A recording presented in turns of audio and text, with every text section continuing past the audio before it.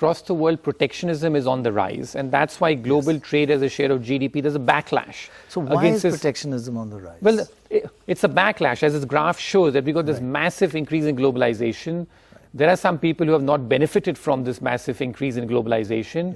And when a pendulum swings too aggressively in one way, you do get some sort of swing back because of the backlash, because some people think that they have been left out of this big sort of boom which has taken place. So that backlash has been going on ever since the global financial crisis hit us in 2008.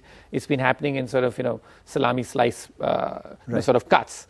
So therefore we have seen this retreat, that everyone is raising tariff barriers, non-tariff barriers as well.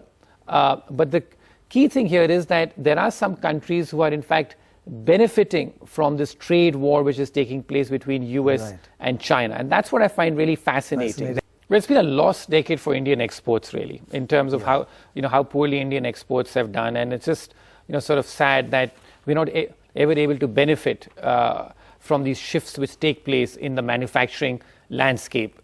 But I find this, like, what's going on is pretty interesting, and it's an opportunity if someone wants to capitalize on it, which some countries are.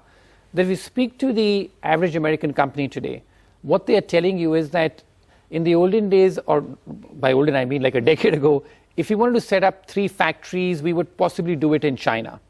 Today, if you want to set up 3 factories, we will sort of think of spreading our risks because of the US-China trade tension that's taking place. So maybe we'll put 1 factory in China, but maybe 1 in Vietnam, or maybe 1 in Indonesia or Malaysia. So some of these Southeast Asian countries in particular are like benefiting from this, at least in terms of taking up investments which are not showing up here, and which will show hugely in the future, maybe 2, 3, 4 years from now. But this is exactly. So this is all symptomatic of the same trend, which is the fact that China, in terms of from being this big global export powerhouse, is seeing its export momentum slow down, its sort of market share drop in some key categories, and there are other countries which are stepping in to fill in that void.